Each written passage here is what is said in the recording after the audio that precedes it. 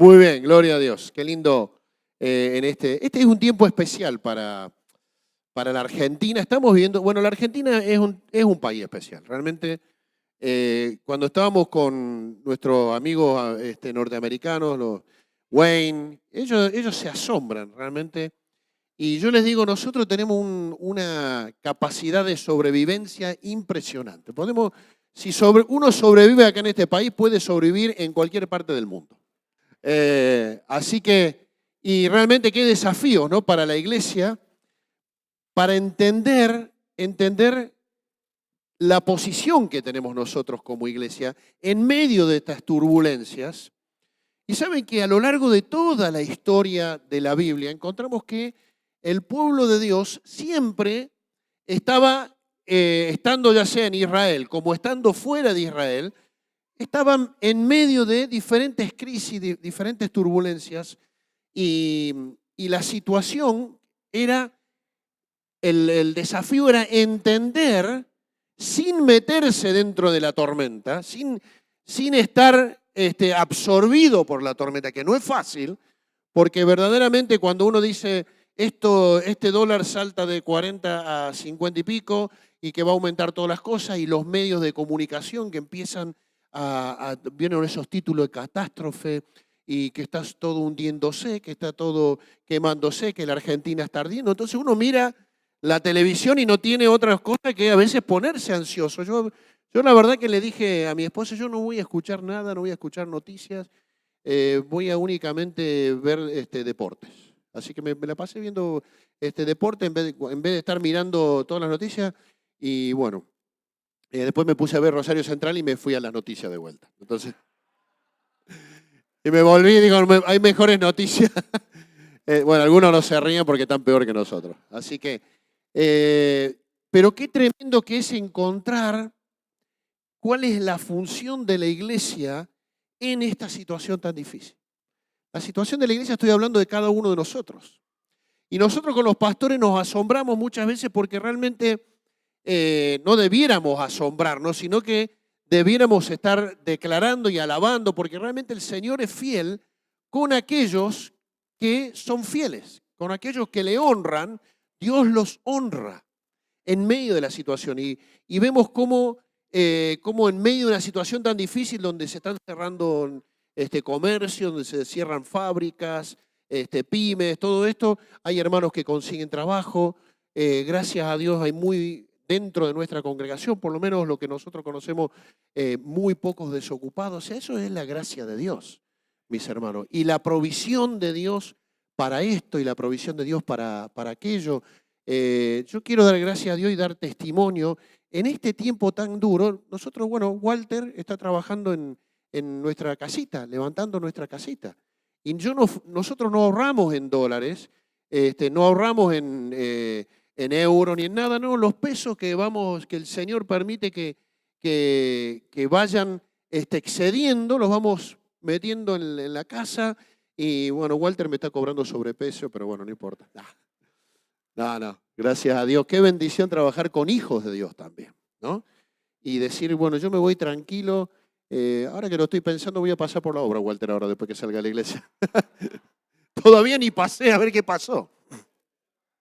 Pero ¿saben qué pasa, mis hermanos? Es que la palabra es verdadera y el Señor es fiel. ¿El Señor qué dice? Traigan los diezmos al alfolí y yo abriré las ventanas de los cielos y bendeciré hasta que sobreabunde, gloria a Dios. Y no dice, bueno, pero si hay crisis no los voy a poder bendecir, no voy a poder abrir las ventanas de los cielos.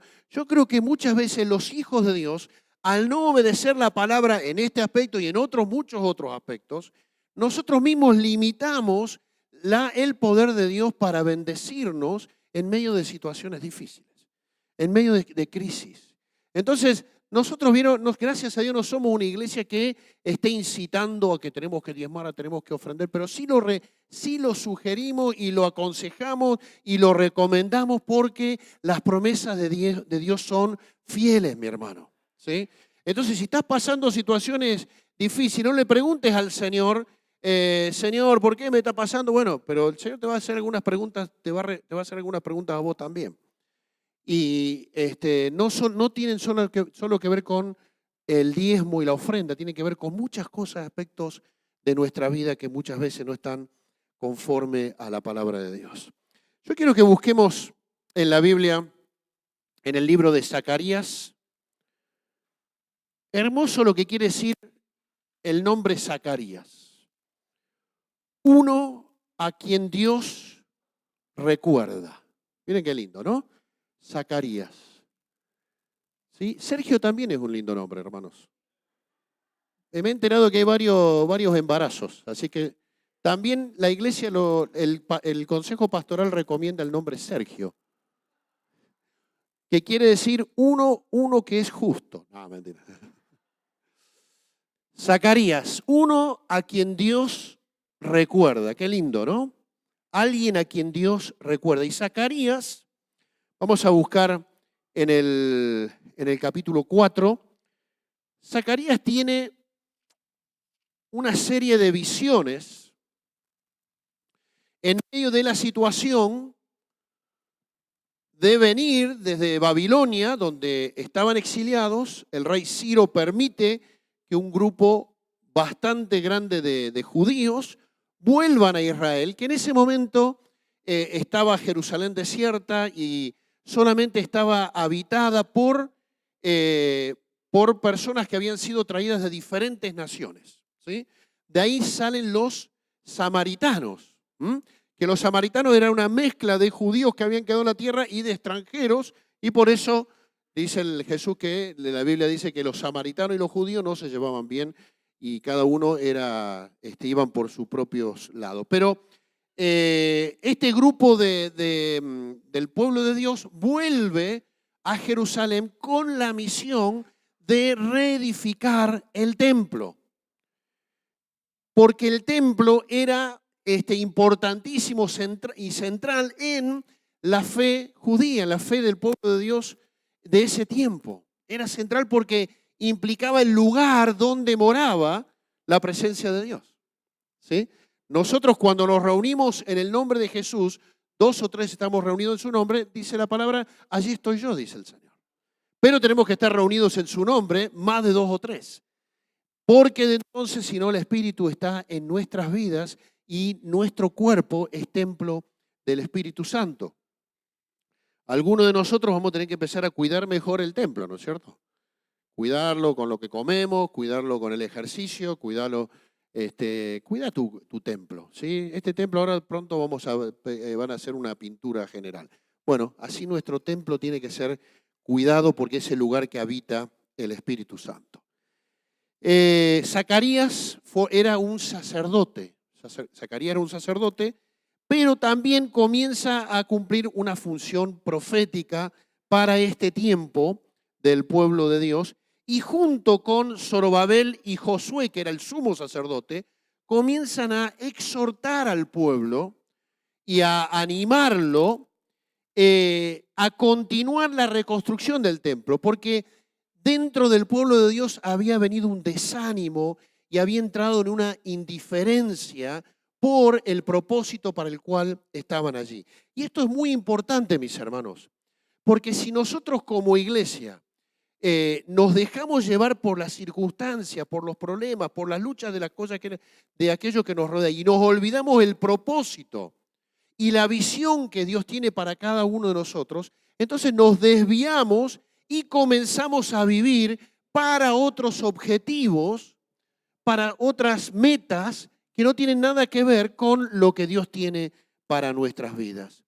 Y qué tremendo es tener un propósito, tener una visión de parte de Dios y sin embargo estar viviendo para otras cosas, para otras metas.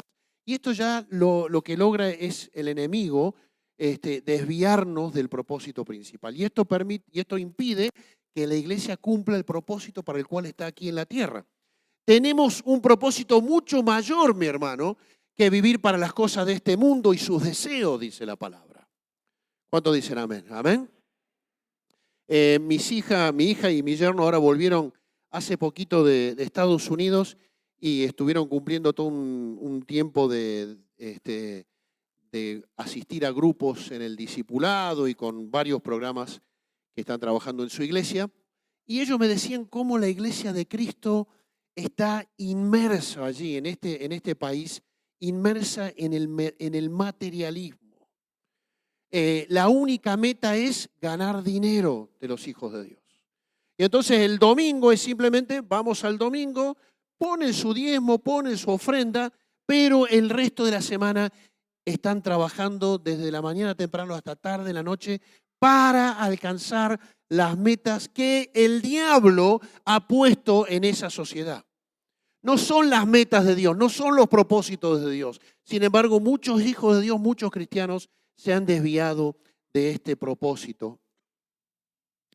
Y cuando nos desviamos de este propósito principal, mis hermanos, comencemos a invertir nuestras fuerzas naturales y espirituales en cosas que no tienen nada que ver con el Señor. Muy fácilmente comenzamos a vivir para otros propósitos y el pecado y la desobediencia ganan lugar rápidamente en el corazón del pueblo.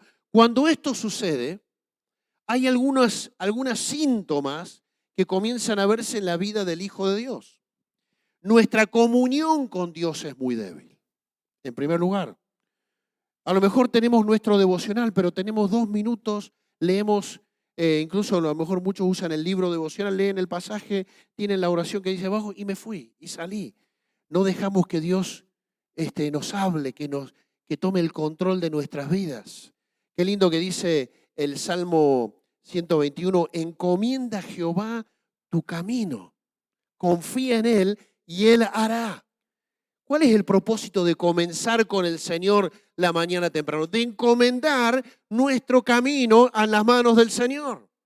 Señor, todo lo que yo en este día vaya a enfrentar, lo que me vaya a pasar, guíame. Yo encomiendo mi vida, me consagro a ti para que me guíes y tu Espíritu Santo tome control de mi mente. Cuando nos apartamos de los propósitos de Dios, mis hermanos, nuestra adoración es inexpresiva. Nuestra adoración es inexpresiva.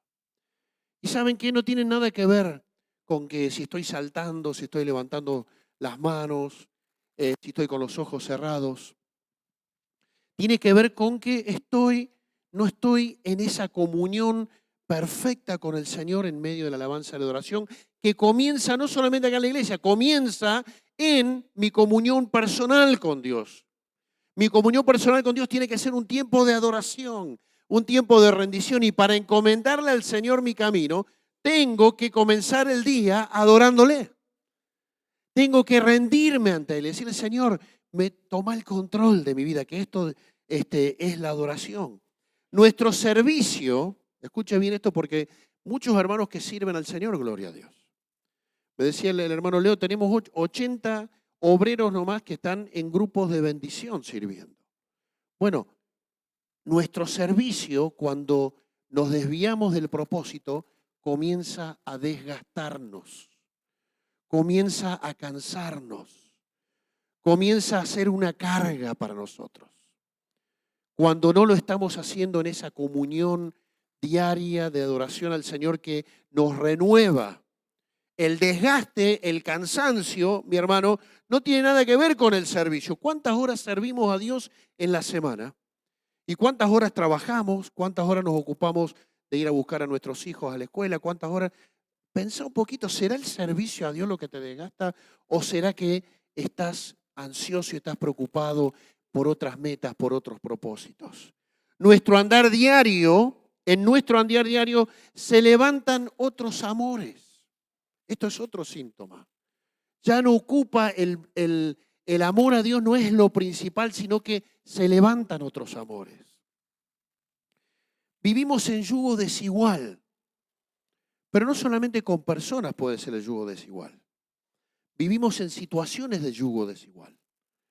Y eso también desgasta nuestra comunión con Dios.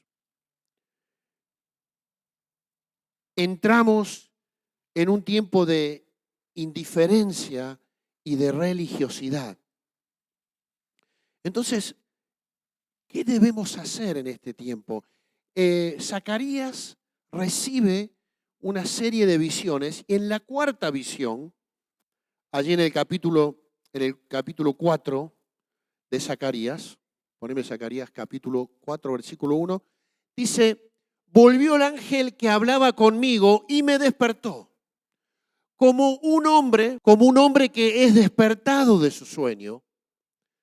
Y me dijo, ¿qué ves? Y respondí, he mirado y aquí un candelabro, todo de oro, con un depósito encima y sus 7 lámparas encima del candelabro y 7 tubos para las lámparas que están encima de él. ¿Se dan cuenta de lo que dice la visión que él ve?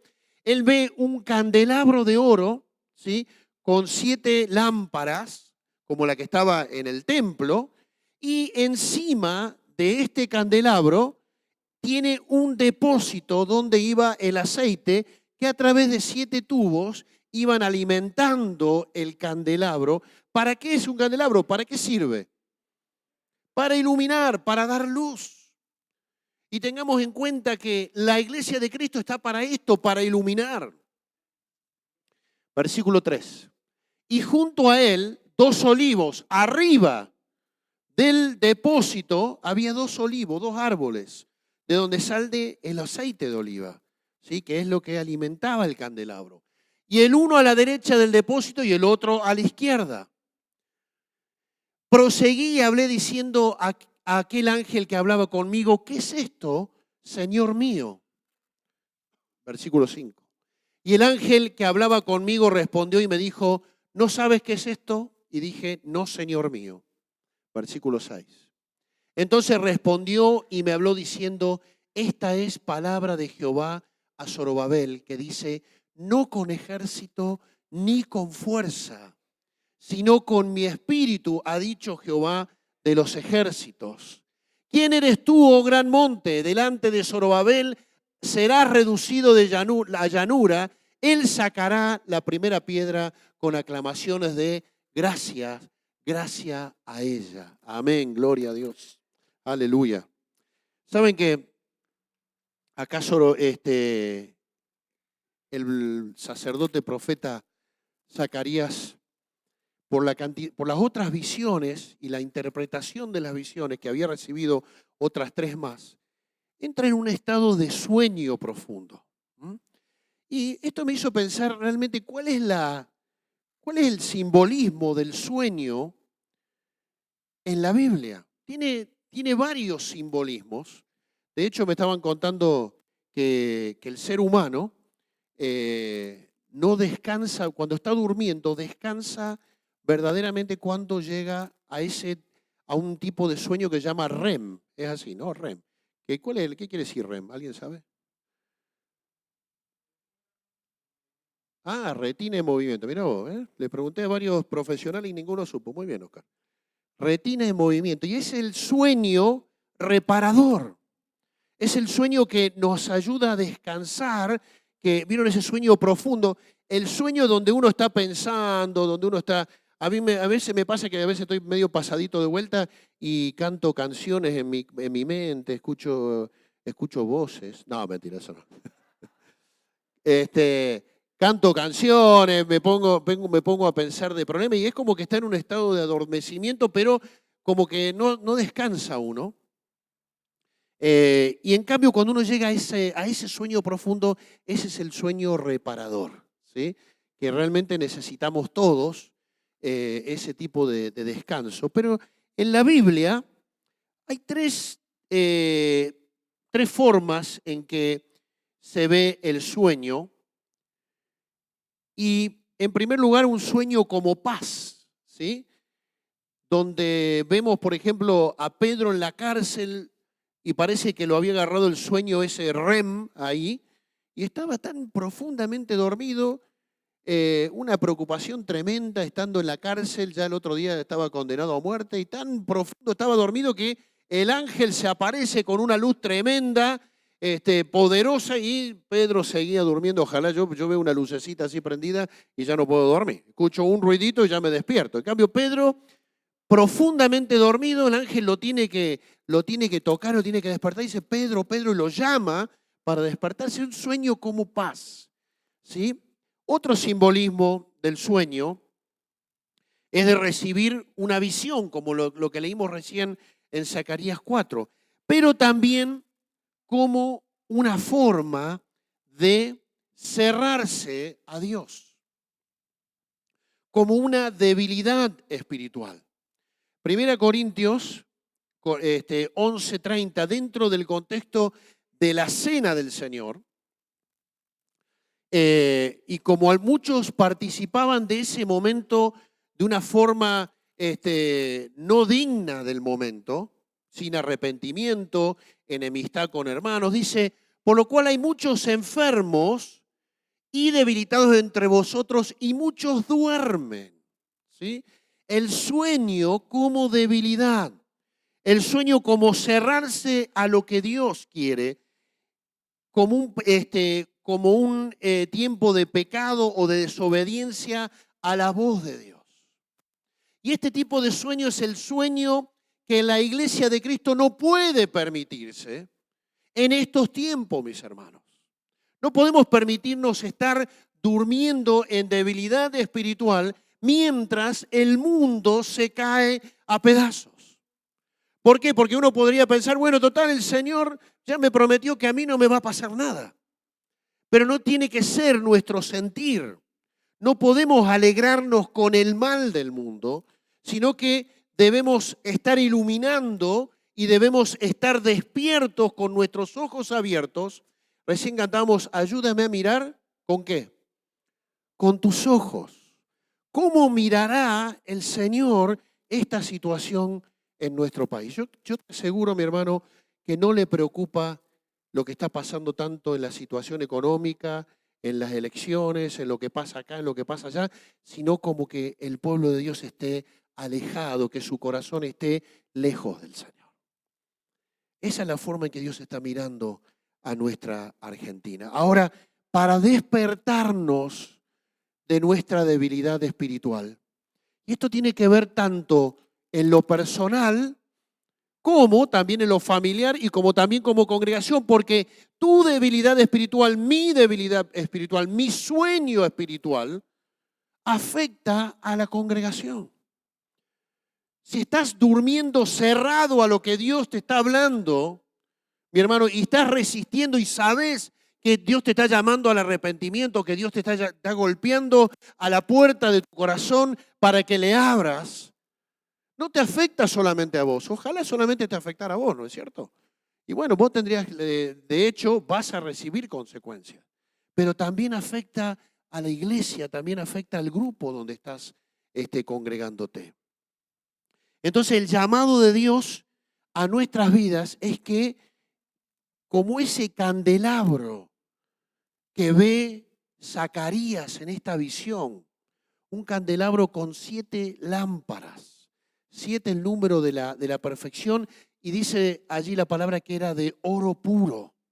Este candelabro representa a la iglesia de Cristo. Este candelabro simboliza la función de la iglesia de iluminar, pero también se refiere a su propósito de que es portador de luz y tiene que ser de oro. ¿Por qué? Porque la iglesia tiene que continuar siendo pura, tanto en doctrina como en forma y estilo de vida. No podemos ser de un metal menor que el oro. La iglesia está llamada a ser pura, libre de pecado. Es decir, somos libres del pecado, pero no podemos volver como hijos de Dios a elegir aquello de lo cual el Señor nos libró.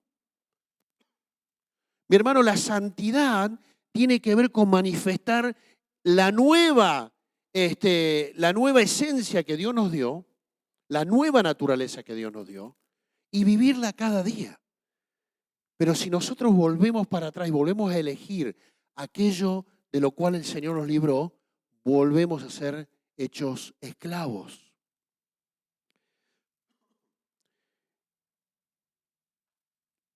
Dice Mateo capítulo 5, versículos 13 al 16. ¿Cuál es la función de la iglesia? La de ser luz. Vosotros sois la sal de la tierra, pero si la sal se desvaneciere, ¿con qué será salada? No sirve para nada sino para ser echada fuera y hollada por los hombres. Vosotros sois la luz, ¿de qué? Del mundo. ¿Cuántos creen que son la luz del mundo? Hermano, vos sos luz porque tenés la luz de Cristo en tu vida. Y estás en diferentes lugares de oscuridad. Una ciudad asentada sobre un monte no se puede esconder. Ni se enciende una luz y se pone debajo de un almud. Un almud es una mesa. Si ponemos la lámpara bajo la mesa, ¿a qué va a iluminar? Nada, no sirve. Tenemos que ser como una ciudad sobre un monte que no se puede esconder. No escondas, mi hermano, la luz que sos en Cristo. No escondas la luz en el lugar donde estás. ¿Sí? Iluminá a aquellos que están a tu alrededor con tus obras, con tu palabra, con la vida que llevas. Alumbra a todos los que están en la casa. Este es el llamado de Dios a nosotros como iglesia. Nuestra nación está en oscuridad. Mi hermano, y no vayas a lugares de oscuridad pensando que, bueno, ahí vas a hacer luz. El Señor no te llama a ir adrede a lugares de oscuridad. ¿Sí? Los que están en oscuridad van a acercarse a vos. Pero vos tenés que estar iluminando y las personas van a venir ante la luz que alumbra. Dice el pasaje que había un depósito en la parte superior a la cabeza del candelabro. Nosotros tenemos que estar unidos al depósito constante que nos alimenta, que es Cristo. Cristo simboliza que es la cabeza de la iglesia y es la fuente inagotable para que la lámpara brille.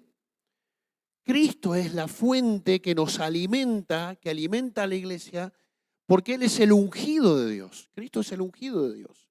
Y la unción viene de Cristo hacia nuestras vidas para que cumplamos el propósito de iluminar. Mi hermano, cuando estamos permanentemente unidos a Cristo, ya no hay cansancio, no hay desinterés. Por el contrario, nuestras fuerzas se renuevan. Juan capítulo 1, versículo 16, por favor. Porque de su plenitud tomamos todo, gracia sobre gracia.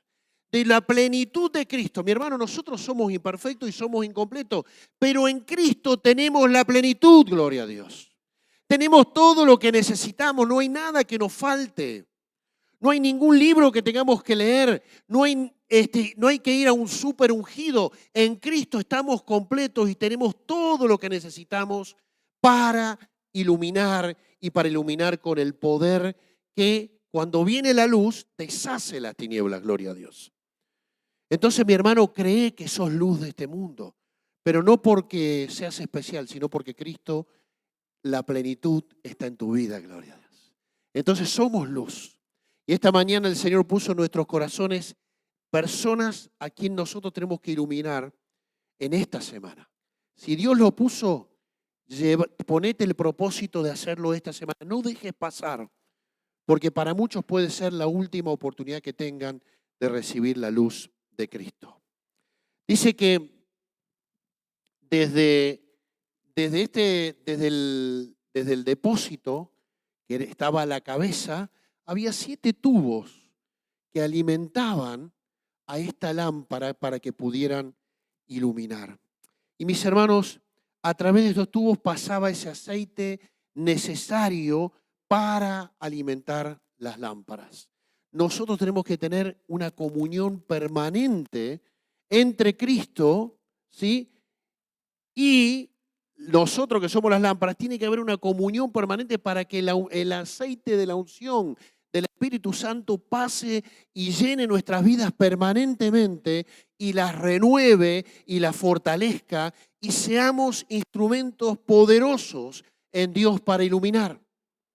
Mi hermano, cuanto más permitimos que la unción del Espíritu obre sobre nuestras vidas, mayor es lo que Dios puede hacer a través de ellas. Juan capítulo 15, versículo 5. Yo soy la vid y vosotros los pámpanos. El que permanece en mí y yo en él, ¿qué pasa? Vamos a leerlo todos juntos. Este lleva mucho fruto, porque separados de mí nada podéis hacer. Permanece en Cristo, permanece unido a la cabeza, al depósito donde está el aceite que alimenta tu lámpara, mi hermano. Que no se acabe el aceite, ¿sí? Que no te pasen como esas vírgenes que estaban esperando a que volviera su Señor y 5 se dieron cuenta de que se le había acabado el aceite. Dijeron, ¿por qué no nos das un poco a las que sí habían sido previsoras? Y le dijeron, danos un poco, pero después se nos va a acabar nosotros y nosotros tenemos que estar preparados para cuando viene nuestro maestro. Vayan ustedes y busquen. Y fueron y buscaron y en ese momento llegó su Señor. Mi hermano, el depósito, el aceite, tiene que renovarse constantemente. Tiene que, como dice la palabra, y será como un manantial que brote para vida eterna, para agua. Es un manantial. ¿Cuántos han tomado alguna vez agua de un manantial? A ver, yo tomé. Muy bien, qué bueno. Allá arriba alguien tomó agua de manantial, qué bueno. Vieron que es un agua fresca, ¿sí? Y que brota. Así es el Espíritu. El Espíritu no es estático. No se queda clavado en nuestra vida y está quietito. No, el Espíritu quiere brotar constantemente, renovando nuestras vidas y saciar nuestra sed de Dios. Dice, así es el Espíritu Santo. Será como un manantial, dice, que brota de su interior. Gloria a Dios. Qué hermoso cuando el Espíritu está llenando nuestras vidas y está obrando cosas hermosas que nosotros le permitimos obrar. Y en la visión había también 2 olivos a los costados de este depósito. De estos 2 olivos alimentaban el depósito, de lo cual venía el aceite a través de los tubos, para el candelabro. Los 2 olivos representan al Espíritu Santo, que unge al Mesías. El aceite iba al depósito, a la cabeza de todo este sistema de iluminación, y era el medio para obrar que usaba el Espíritu Santo para constantemente estar ungiendo. Ahora, ¿por qué 2 árboles? Uno podría preguntarse, ¿por qué 2 olivos? Muchos dicen que tenía que ver con los 2 líderes del pueblo de Israel, con Zorobabel y con Josué, ¿sí? Que estaban guiando toda la reconstrucción y que Dios quería ungir de una manera especial también para que guiara al pueblo. Pero también 2 olivos tiene que ver con las 2 funciones que cumple el Espíritu Santo en la vida del Hijo de Dios.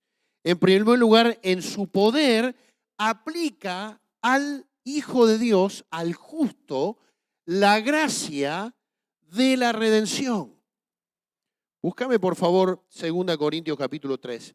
Nos permite vivir en lo que la redención ha logrado en nuestras vidas, que es la libertad.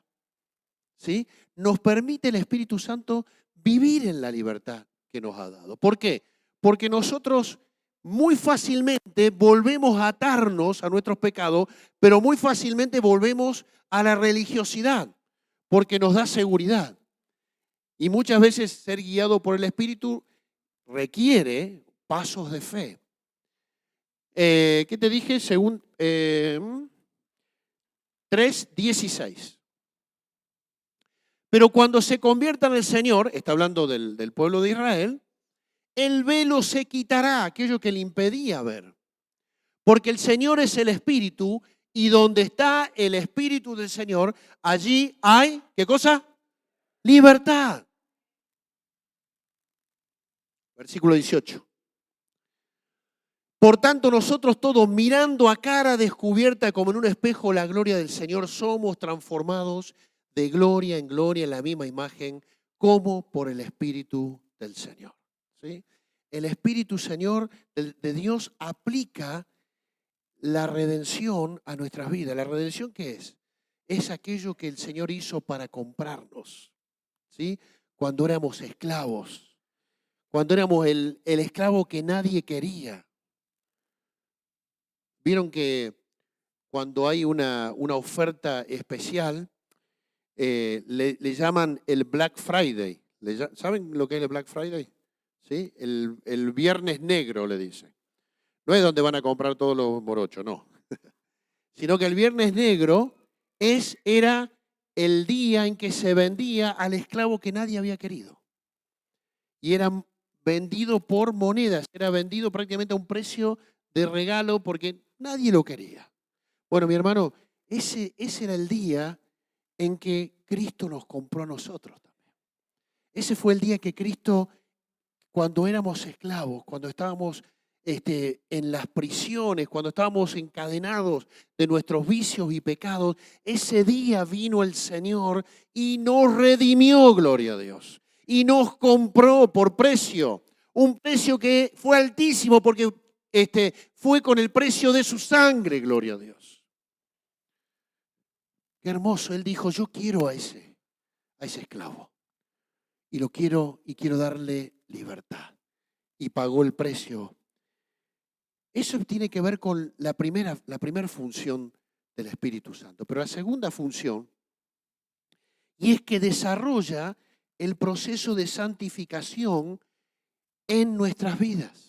Desarrolla el proceso de santificación, que comienza con la salvación, este proceso de santificación, porque somos inmediatamente, en el momento que le damos nuestra vida a Cristo, inmediatamente somos hechos santos. ¿Sí? Y a veces nos cuesta a nosotros creer que somos santos. Nos cuesta porque tenemos un concepto equivocado de la santidad. Pero en el momento que aceptamos a Cristo, en ese mismo instante somos separados del mundo y separados para Dios. Inmediatamente. Ahora después, a partir de ese momento, comienza el proceso de la santificación, de ser transformados a la imagen de Cristo. Y la imagen de Cristo que produce el fruto del Espíritu. Romanos 8:11 dice el pasaje, y si el Espíritu de aquel que levantó de los muertos a Jesús mora en vosotros, si el Espíritu de aquel que levantó a Jesús de los muertos, el Espíritu Santo estaba en la tumba obrando la resurrección de Cristo, afirma esta palabra. Gloria a Dios. Si habita en vosotros, habita en tu vida, ¿quién puede declararlo con total seguridad? Bueno, hay 4. ¿Quién lo declara con total seguridad? A ver. Allá arriba también, ¿eh? Declararlo con seguridad. El Espíritu Santo habita en mi vida, gloria a Dios. Puede estar habitando entristecido. Puede estar apagado, pero está en tu vida. O puede estar llenando tu vida y produciendo el gozo de la salvación. El que levantó de los muertos a Cristo Jesús, vivificará también vuestros cuerpos mortales por su Espíritu que mora en vosotros. Gloria a Dios. El Espíritu Santo vivificando, dándonos la vida de Cristo mientras vamos caminando, mientras vamos andando en la vida cristiana. Y esto es lo que necesitamos constantemente, ser vivificados, ser avivados, ser despertados. Mi hermano, no te conformes con un nivel espiritual. No te conformes con decir, bueno, ya estoy en este nivel. No, decirle, quiero más de ti, Señor. Lléname de tu espíritu. Toma control de mi vida. Quiero seguir creciendo en vos. Y el Espíritu dice vivificar, volver a dar vida y producir la vida de Cristo en nosotros. Qué hermoso que podamos tener en cuenta este proceso continuo, ¿sí?, de la unción del Espíritu renovando nuestras vidas permanentemente. Nosotros como hijos de Dios lo necesitamos. Como iglesia lo necesitamos. Porque el mundo, el diablo, las ansiedades, nuestros trabajos. Por eso el Señor dice, vengan a mí todos los que están trabajados y cargados. Nos cansan, nos desalientan. Necesitamos constantemente ir al depósito de aceite que está lleno, gloria a Dios. Y decirle, Señor, dame de tu unción. Dame de tu aceite que me vivifica. Que es el Espíritu Santo. No empiece a buscar aceite que va a caer, que va a chorrear. No, es el Espíritu que constantemente vivifica. Y como iglesia necesitamos esto. Como iglesia necesitamos ser renovados, vivificados constantemente para poder seguir cumpliendo el propósito de Dios en nuestras vidas. ¿Por qué? Porque tenemos que darnos cuenta, como dice el versículo 6 y 7 de Zacarías, de que nosotros no tenemos nada. De que nosotros sin el Señor no podemos hacer nada. ¿Qué dice el versículo 6 y 7 de Zacarías 4? Entonces respondió y me habló diciendo, esta es la palabra. Con esto resume toda esta visión. No es con ejército ni con fuerza. ¿Te das cuenta? No es con ejército. No es con multitud de medios, de soldados, de gente, de dinero. Estamos preocupados ahora, bueno, subió el dólar y ahora tenemos que, nuestros misioneros que están en el campo y el peso se devalúa y tenemos que enviar a nuestros misioneros a China y el desafío es grande. No es con fuerza ni con ejército humana, sino con mi espíritu, ha dicho el Señor. Ha dicho Jehová de los ejércitos. Qué tremendo, ¿no? Qué tremendo. Entonces, ¿cuál es nuestra parte en esto? Nuestra parte es simplemente permanecer en Cristo. Permitir que el Espíritu te renueve día a día y te lleve de gloria en gloria y de victoria en victoria. Pero no mires cuántos medios tenés en la mano. No miremos como iglesia cuánto dinero tenemos, cuántas personas somos. Permitamos que el Espíritu tome el control y su unción nos renueve momento a momento, día a día, en el nombre de Jesús. Amén. Yo te voy a pedir que te pongas de pie, por favor, en el nombre de Jesús. Vamos a orar.